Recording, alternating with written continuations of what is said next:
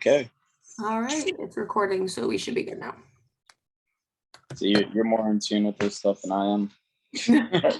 We had to use it for like what, basically a whole year, honestly, but not that bad. All right, so it's recording. So whenever you're ready. So I'm gonna drill you. I got about 20 minutes. I think that's ample amount of time. Mm-hmm. Okay, so this is what I'm doing, and I didn't even think about this until after the fact. So I picked a slot for a presentation that's on and Gifted Talented. Mm-hmm. And I'll do the typical protocol information they want on the slides, and then they have like a reference slide. And I didn't think of you at first, but then I talked to Aunt Pam because I just wanted to see everybody's insight on what they viewed it as. But then they mentioned to talk directly to you, and I was like, I didn't really, I was like, okay. And then yeah, that's kind of where it started. So I wanted to know like what grade they said, oh, well, this is this and this is what we're gonna do. Like, did you have an idea yourself after they brought it to you? So basically, as you go into third grade, at least in my school district, that was kind of, you took the benchmark tests before, so like around like second grade, and then as you went into third grade, that was when you were placed in the program. So whatever, map testing and like those standardized Illinois testing that you took like second grade, then that was when it went to an actual, you were separated and put in a different class, because then it was my class full of like, we called it the cohort. So that was like, they had one step above where it was like you were 1 year ahead, and then my class, my gifted and talented program, was 2 years ahead. But even in second grade, I was separated for math. So like one other kid and I went out and did like advanced math in the hallway.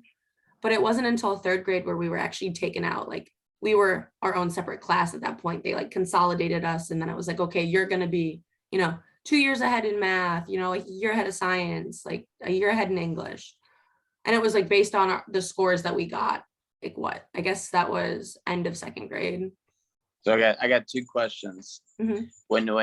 When they would come to get you to, take you out, or you would go to your class, did you feel a certain way about that when they were doing it? Well, like, so the only way, like I was taken out second grade, because then it's like we had our own class. Honestly, I didn't feel weird about it, or I didn't feel like othered or separate. It kind of felt cool because it was just me and one other kid. I'm smart as shit. Well, not even like you got to sit in the hallway and just like kind of do your own thing. So, and it's like, it's almost like you're too young to really like internalize that. So it was just like, oh, cool. I get to do in the hallway and like, do, I don't know, like advanced edition. Like it wasn't, I don't know. I didn't take it like negatively in any way. I wouldn't even think kids in second grade would be that like, was there any sort of separation, like say from second, like further on, that you felt from being placed in that category or being that, more advanced? Like separation that I felt from my peers, or separation that I felt from like peers? For sure, especially like as you grow up, because you're with the same people. So from then on, from third grade on, then basically I was in the same class with the same people for third grade up until high school for the most part. And even in high school, since you were more advanced, those kids who were in your classes previously are still probably going to be in your class, because you're like the 4 freshmen that are in the sophomore English class. So from third grade up until 8th grade, we were all in the same classes, other than like, in middle school, you had your exploratories. So it's like, you might have had Spanish with like the other classes, or like you had gym with other people. And then lunchtime, you got to be separated. But like when those are the only people you talk to and socialize with, because you don't really have an opportunity to otherwise, I think for a lot of them, it kind of stunted their social growth, because they didn't have to make friends with other people. Also, they were these kind of smarter, nerdier kids who had more trouble with that anyway. I was more okay because I was a little more adjusted, and making friends was always kind of easy for me. But for a lot of them, they just kind of only stuck to the people they already knew. and like Yeah. that group. So basically from third grade until eighth grade, they never had to make another friend. Like they didn't have to be, you know, okay or like, normal to other people. They just could do whatever they wanted. I mean, I could pick, unfortunately, I could pick those kids apart in Yeah. school when I went to high school, and they were very like not, I guess, timid, even head down. Like they kept to themselves, and I don't know if they felt disconnected from other people or they just didn't know how to interact or care to even. Yeah. Well, that's the thing. Honestly, I don't think they care to. And also they just don't know how because it's like, why would they have to when they didn't have to for so long? And then at that point, they just don't have the skills. So what's the point? Do you think they should have, if you are categorizing like gifted program, they should incorporate some sort of socialization class I think or make it I more apparent? maybe not a full class, but I definitely think if just like a few lessons like embedded in, just like they think it's okay to like isolate themselves too. Like, oh, well, I'm only dealing with smart people, or like, oh, or That sometimes, that's yeah, they get this kind of like attitude where it's I'm better than other people, and it's not even like they mean to, it's just kind of embedded in it. So it kind of makes everything worse. And then it's like, well, why would I talk to people who are below me? It's like, no, we're all people. Just because you can do more advanced math doesn't make you a better person. Or honestly, in the real world, that doesn't really make you smarter. Like and it that's really, so that's what I was thinking. I was like, there's two sides to this, to where like I could be, if I was categorized, I could turn into like some arrogant, better than thou, or I would be the kid that would not isolate, I guess isolate, just stay separate from everybody else. Give me a good excuse not to get to know people no, or to interact. no, exactly. And so when you're there, some of them are already socially awkward, just like base level, and that's not their Yeah. fault. Or like, some of them are have their own issues, socialization problems, like could be on the spectrum. And a lot of times it's ignored just as, oh, that's just, they're just the smart kids. That's so it's like they could have like underlying things that like people don't catch because they just ignore it in the excuse of, oh, they're just the smart kid, they're just Yeah. they're just awkward. It's like, no, maybe they just need some help making friends. I agree. And I wonder, when you guys start each year, semester, whatever, do they have, because they call them the IEPs, do they sit down and kind of go through like classes and courses in the direction you're going? Was there more guidance in that area? Um, there's two things. So first off, like, so we don't have IEPs, but Right. like, parent teacher meeting, like they're pretty, like they go over like, here's what we're gonna do, like it's not like we have our own special like thing for it. But at least in my school district, it's honestly like they got away with a lot of stuff with us because like we were smart. Like we were supposed to have a special counselor. I went through three counselors in 4 years. Like we were supposed to have someone for us because oh, we're the kids that are gonna do things. That didn't go well. Like, you They just know, made assumptions that you were going to do things without having to do things with you. yeah, exactly. I was like, where's It's my smart. They're going to figure it guidance? out. Because I don't see it. And it's just like, you know, some things were kind of like I was supposed to be learning physics my eighth grade year. Instead, my teacher was like, we're gonna do hydroponics. Like just stuff like that, where it's like, for the most part, things were great, things were good. Like, we were kept on track. Clearly, you still have an education plan to follow.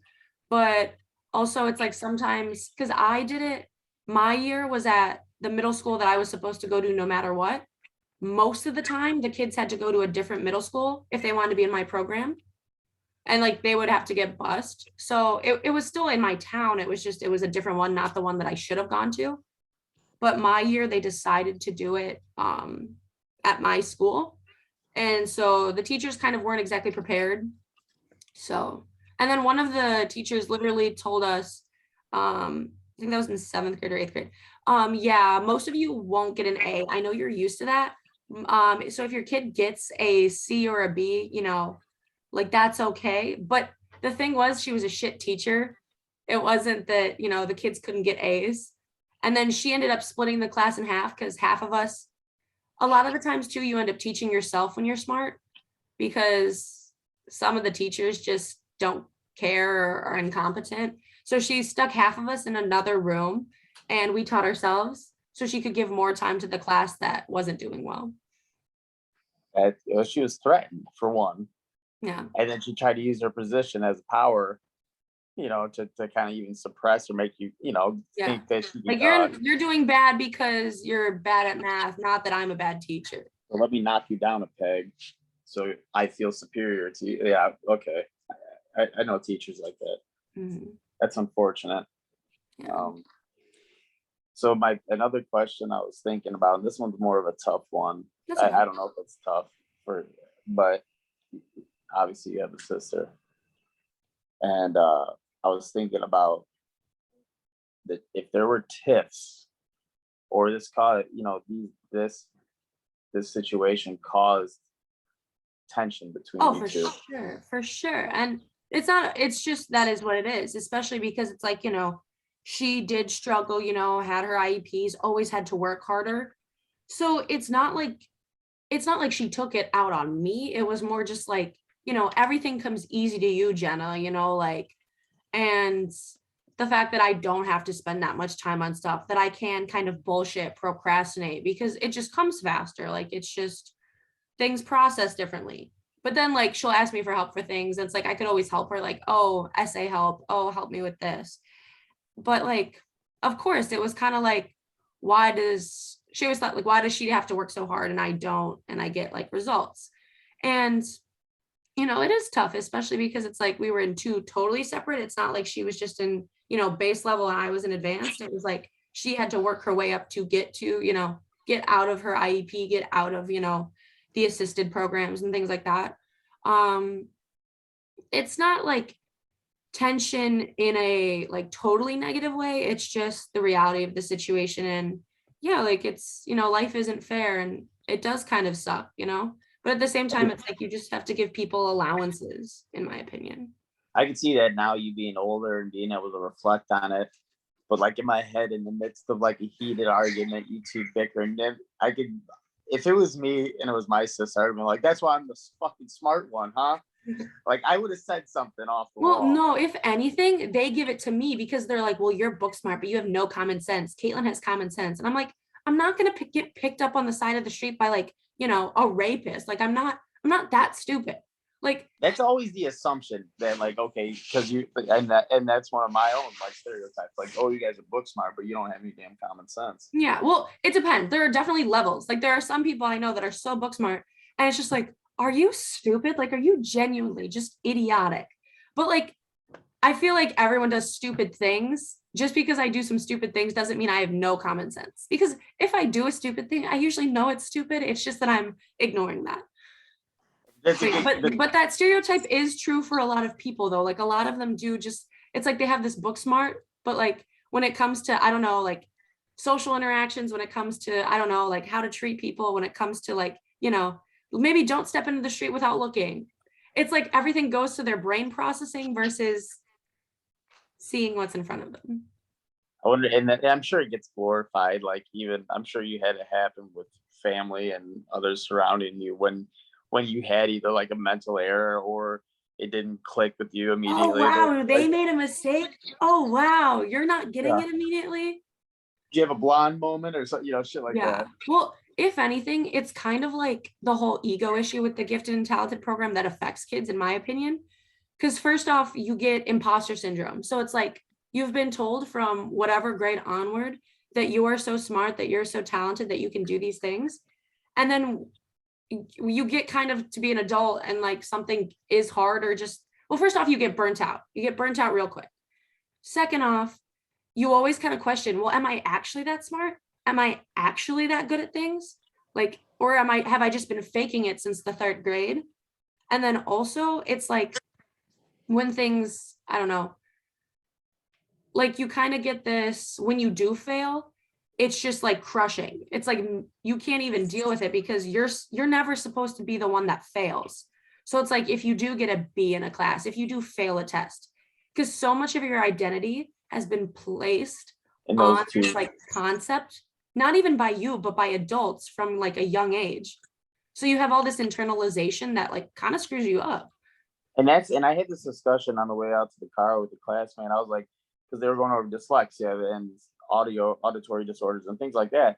And in my head, I'm like, the fact that we categorize these so heavily and then we make it very apparent to them at a young age and then we drill it into them and then we kind of make it known in their head, like that there's a problem, even though it's like, what if they just, it was very nonchalant conversation. We think you're more capable, well suited in these classes, instead of like drilling that label or that theme home. That's a lot of pressure, even like not even like just because it's expected now. Yeah, that's kind of crazy. I didn't think about that much. I agree, because it's just like, why do we have to other people so much? Like, why do we have to make it such a, you're different, we're taking you out? Like, and I understand that they want the kids to be, stimulated, it's like you have to keep them, like, I don't know what's the word, like if they're way ahead than everyone else, you want to make sure that they're getting the learning they need. But I'm not saying it harmed me more than it helped me, but it definitely does have its drawbacks. It's like it wasn't all daisies and hard eyes. Like it definitely. I wonder if they could have found a better way to nonchalant incorporate it, whether it be in the assignments that they give you, the personal ones, that were more geared in your direction, or even more of like a layout that had more options that you could do different. Yeah, well, and that's at least with high school. I think it was once that we got to high school, they did a good job of, they have different tracks. So like if you are more medically inclined, we had a medical academy, they had an engineering academy, but at the same time, when I went there, those were the only two they had. So it was very much pushing, like, I feel like there's also this idea that if you're a smart kid, you're going to be a doctor or an engineer. And then they make you feel bad when that's not what you want to do. Like, I'm sorry, I don't want to be that. That's not what I want with my life. But it's like, oh, well, you're smart. Why aren't you doing something like, worthwhile? I'm like, but I'm not into medical things. I don't want to be an engineer. Sorry to burst your bubble. But that's kind of how they fast track you. It's like, oh, God forbid you want to be an English major. God forbid, like, you're interested in theater. If you're like, one of the smarter kids, it's like, why are you wasting your time, That's interesting. Yeah. But also that's like what a lot of their parents press on them too. Like, Yeah. So that's not totally the school's fault. And also that's where like the money is. So that's what the parents want to see and want to invest in, PTA money. I know there's money wrapped around all this shit too, because everybody gets kickbacks and everybody gets allocated funds for, I know that and that's the part that probably bothers me the most, is that getting lost in that. And then the students not actually seeing the funding itself going in the right areas. Yeah. I know that's there and I know it exists everywhere. I'm not stupid. So now looking at, like, because do you think having your sister there, as far as your social skills at that point in time, like having her around helped that initially? Do you think it would have been different if it would have just been you and not having a sister and you'd been placed in the gifted program? Do you think you would have been as inclined to be socially open? I don't think so. And I think it's mostly not because I had a sister, but because I had a twin. So it's like, we were always pretty like dependent on each other in like when we had to do things between us. But when it came to school, I was never with her, like never, and like we were totally separated. So, and I've always just been more social. So I think that's more of a me thing than anyone else. Like, if anything, I was the one to make friends outside. And then once I was friends with them, like she'd become friends with them by association. Because she always had a little bit more trouble making friends. Yeah. So, and it's so, because obviously with your confidence, self-esteem and that type of stuff, I'm sure that played a role. Yeah. And like for you, making and socializing friends, was there like a certain amount of excitement to go out and do that? Well, it was more like I always want to have someone that I know outside of the cohort for like when we do have things like, you have gym class. You're not going to have the comfort of being with these same people all the time like they always have been. So me personally, I always wanted to make sure I at least knew someone like that I could, if I need like, help with something or start a conversation, like you always have like a buddy. So I would just make sure when I was in like other classes, it's like, okay, well, you introduce yourself. It's like make small talk, just like you just make small talk until you like can count the friend, well, the person as an acquaintance. I feel like I have a lot of acquaintances. It's not like we're Yeah. best friends. It's just like, hey, we know each other. This is, if you need something, you can go to this person. And it was just like, I'm just talkative and like, I don't know. A lot of people say that I'm pretty like nice. Like I was always known as the nice person. Mhm. So I don't know. It wasn't like too hard for me to start the conversation and like turn it into something. Yeah. And that's a good thing. That kind of blows the idea of perception of what I would think, what I thought at least, I'm trying to think if there's anything else off the top of my head.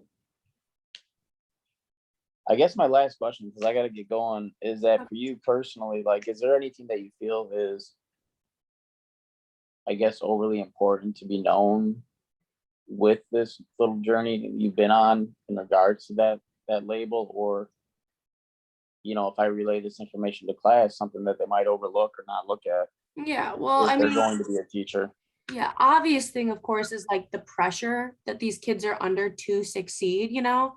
It's, I'm not gonna say it's insane, but it's just like you have these kids who are like, 13 years old, like sitting on the floor crying because they can't get a math problem and they've been told all their life, oh, like you're gifted, like this should be easy for you. Like I remember one time I was sobbing at the table because I was trying to get grandpa to help me with math.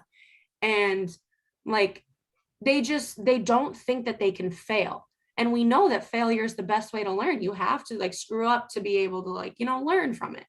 Yeah. And so many of these kids, it's like they would rather cheat, lie, like do a lot of things than to be seen as not successful or like they can't handle it.